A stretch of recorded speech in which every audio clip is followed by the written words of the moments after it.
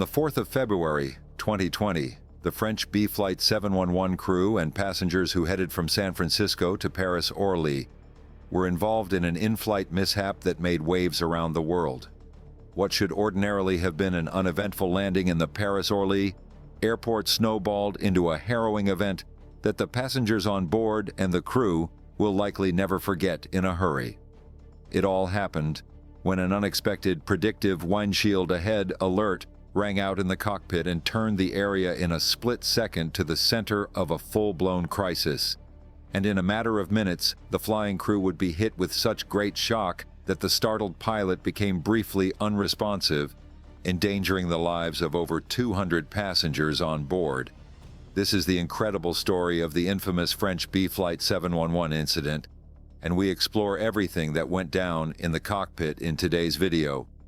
But before we proceed, please like and share this video. Also, subscribe to our channel and turn on notifications for our channel.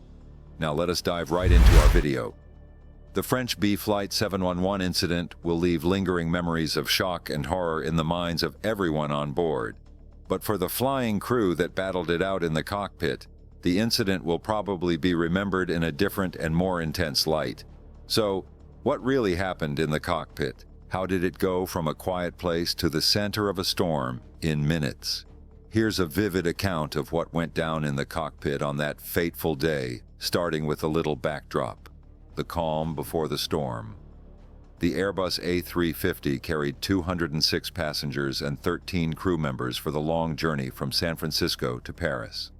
As the flight neared its destination, the experienced first officer prepared for the routine instrument approach into runway 25, setting up and briefing for the approach.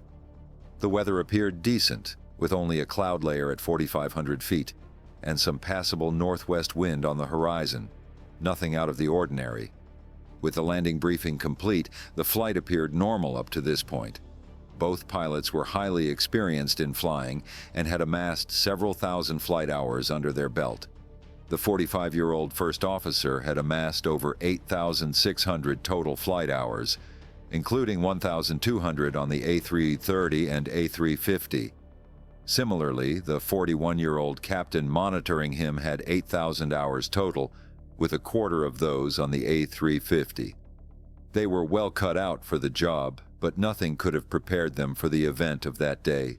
The stage was set for a routine landing at their Paris destination, but fate had a little surprise in store for them. Little did the crew know that this approach would devolve rapidly into a nightmare scenario that would test their skills and resilience to the absolute limits. No amount of experience could fully prepare them for the startling events that unfolded out of the blue.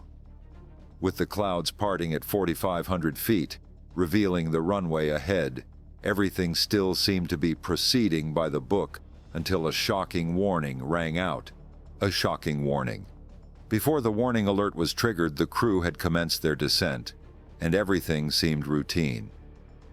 Control had already transitioned to Orly Tower in the receiving airport, and the first officer duly engaged in a normal instrument landing system, ILS, approach for runway 25. With the plane breaking through the clouds, the runway lay ahead in clear view of the flying crew, and then the first officer made a decision that might have shaped events in the aftermath. The first officer saw that the stage was set for a routine landing, so he decided to hand-fly the approach for practice and thus disconnected the autopilot at about 1,400 feet. In a startling turn of events that began mere seconds later, a predictive windshield warning echoed in the cockpit. "Go around, wind shear ahead, wind shear ahead." The crew found themselves blindsided by this warning, as the weather offered no indication of such a threat. The predictive windshield warning, which is typically sourced from the weather radar system, occasionally generates false alerts, but that wasn't the case here. The warning was triggered by the onboard weather radar system, picking up spurious readings, potentially from winds interacting with large buildings nearby. While the manual states that flying crews can disregard predictive wind shear warnings if actual conditions permit, the jarring alert had already delivered its psychological impact, The warning was the catalyst that set off this near-disastrous chain of events that followed next. The captain, who was obviously caught off guard, immediately called for an aborted landing and go-around maneuver. This split-second call would prove to be an unfortunate but necessary first domino. The quick turn of events. Immediately, the first officer received the go-around request. He swung into action and activated a full go-around thrust from the toga mode. Because he was no longer in autopilot mode, he started to edge upwards and then requested that the go-around flaps be put in place. The captain quickly summoned the air traffic control about their plans and asked for all hands to be on deck. Air traffic control responded to their request by giving them the green light before asserting that the standard go-around procedure was set to 2,000 feet. At this point, the plane was 1,350 feet into the go-around, leaving them just about 650 more feet to climb. Seeing that the climb rate needed to scale this height was pretty decent, the flight officer switched to the soft go-around mode from the toga mode he had earlier set.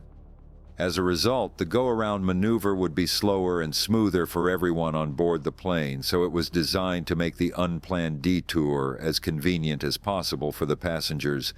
The flying officer maintained an 8-degree pitch upward, even as the flight director indicated how the flight would ensue.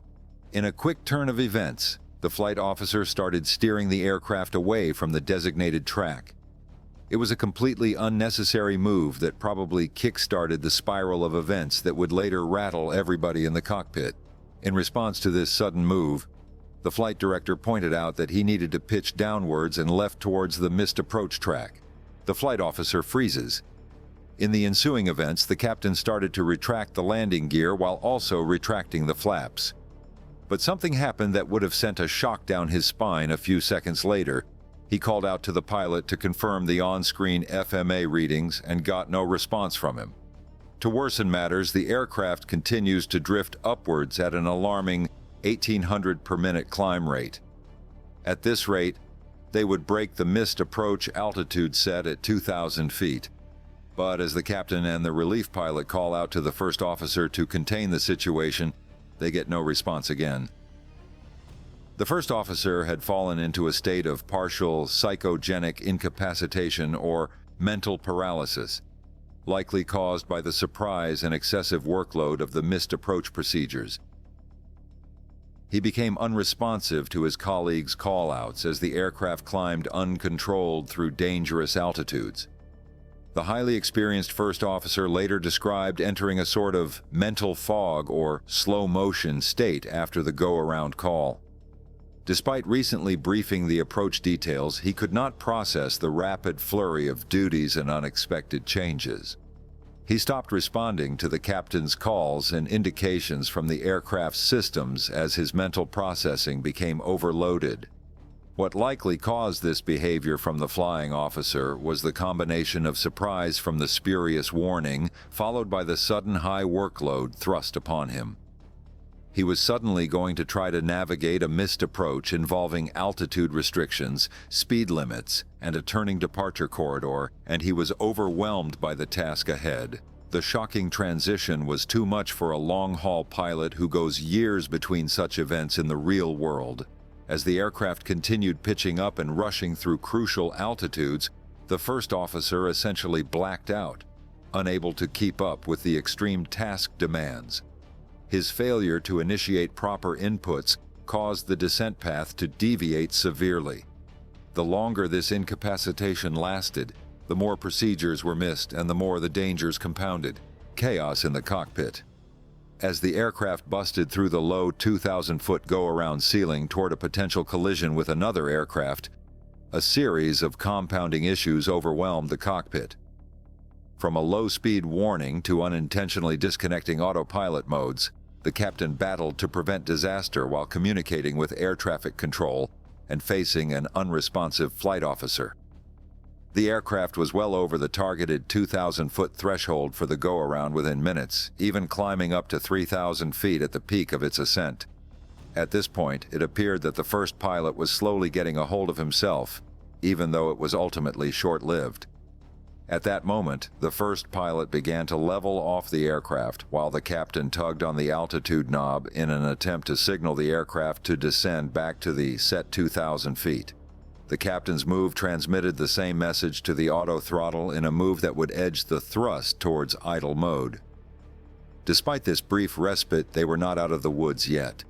The aircraft soon crossed the runway's threshold, and air traffic immediately called for them to go left by 180 degrees.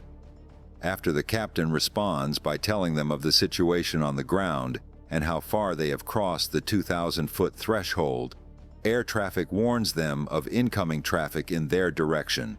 It was now a very delicate situation, and any wrong move would have resulted in an unfortunate mid-air collision that would have been nothing short of disastrous. As if the heavens were conspiring against the French B-flight aircraft and its passengers, the pilot relapsed again into a helpless slump. Help arrives. After noticing that the flying officer had relapsed, the captain immediately knew that he had to intervene to avert a terrible fate, and that is precisely what he did. With the first officer unresponsive, the captain was locked in a battle to salvage the complex missed approach while avoiding a potential traffic collision. And with the aircraft already blazing through the 2,000-foot level-off altitude, warnings blared as he struggled to maintain situational awareness. The low-altitude go-around corridor was extremely narrow, requiring the aircraft to move with precision and great caution to avoid conflicting with other runways' departure paths. But with his colleague incapacitated and not making any inputs, the plane blew right through these strict parameters. The captain was becoming overloaded and behind the aircraft, trying to compensate for the first officer's total lack of inputs and responses. The potential for a mid-air collision was increasing by the second. After recognizing the crew's struggle, the relief pilot repeatedly urged engaging the autopilot to reduce the workload. The captain had to activate the autopilot 1 provision and took control of the cockpit, with help from the relief pilot. This finally allowed the captain to regain control and level off at 3,000 feet after nearly impacting the other plane. Although it was belated, the autopilot engagement proved to be the lifeline out of this intense workload and high-stress environment, an end to the traumatic encounter. After the captain took over the driving seat in the aircraft, he set towards restoring some sort of normalcy in the cockpit. Even as he pulled all the stops to salvage the situation and get the plane back on track, he knew he had to calm all the frayed nerves in the cockpit and assert himself. At one point, he had to explicitly declare, "I am the only one giving orders," after the first officer haphazardly attempted engaging modes in his confused state. This reinstated chain of command helped end the unrest and the flurry of fingers fiddling over the wrong buttons in the cockpit. The first officer eventually returned to his senses to complete the rest of the landing. Thankfully, engaging the autopilot helped the aircraft to course correct, and it soon began a steady descent to runway 25, from which it had earlier strayed. He had previously stuck out the speed brakes and incorrectly pressed the autopilot 2 button in previous half-awake state moves that triggered an alarm in the cockpit and further confused the captain. But this time, he was fully back on his feet and began to steer the aircraft towards the runway. With help from the control tower and the air traffic officers, he was soon steering the aircraft towards a safe landing. It was a fitting finale to an unnerving experience for everyone on board. All the passengers came out very visibly shaken but unscathed, investigating the near miss. In the aftermath of this deeply troubling incident, aviation authorities launched a thorough probe into how this routine go-around spiraled so severely out of control. Their findings cited the first officer's surprise-induced subtle incapacitation and excessive workload as the root issue, and that it obscured his judgment to great lengths. The investigation classified the first officer's unresponsive state as falling under subtle incapacitation. Unlike total pilot incapacitation, like from a medical emergency, subtle cases feature impairment or disconnection that is not overtly apparent to the other crew. From the captain's perspective, he was still physically present and attempting to operate the controls completely ineffectively. Enhancing pilot training. The investigation recommended implementing startle factor training, using unexpected high workload scenarios during simulations. This would better prepare pilots for managing such surprising emergencies. They also proposed raising the Orly Airport's missed approach altitude from the extremely low 2,000 feet to increase pilot response time. In addition to the psychological pressures, the report also acknowledged that Orly Airport's published missed approach introduced unnecessary complexities. With only 2,000 feet to level off while turning and potentially catching up with another aircraft's departure path, the procedure demanded an unrealistic amount of flawless inputs in a short space. A new 3,000-foot ceiling was recommended to give crews more time to configure the aircraft safely and avoid terrain traffic conflicts from the expanded operations area. The higher altitude would allow for recoveries from more significant deviations, a common issue when surprises disrupt previously stable approaches. While Flight 711's harrowing experience was much talked about in the aviation world, the attention shed light on critical gaps yet to be addressed. The flight crew's openness about the mistakes and shortcomings of that fateful day paved the way for sorely needed safety advances. This is where we end today's video. We hope you have learned something new after watching today's video, and we look forward to having you when we post a new video. Please like and share this video if you are yet to do so. Also, subscribe to our channel and turn on notifications so you never miss out on our exciting videos. See you next time.